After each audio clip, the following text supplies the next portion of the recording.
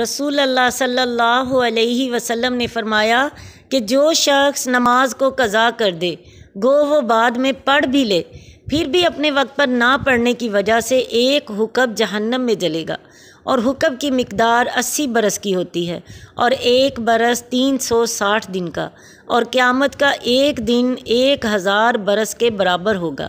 اس حساب سے ایک حکم کی مقدار 2,88,00,000 برس ہوئی۔ حکم کے معنی بہت زیادہ زمانہ کے ہیں۔ حضرت علی رضی اللہ تعالیٰ عنہ نے حلال ہجری رحمہ اللہ سے دریافت فرمایا کہ حکم کی کیا مقدار ہے؟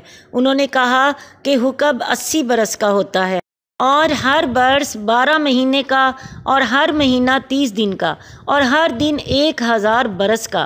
حضرت عبداللہ بن مسعود رضی اللہ تعالیٰ عنہ سے بھی صحیح روایت سے 80 برس منقول ہیں۔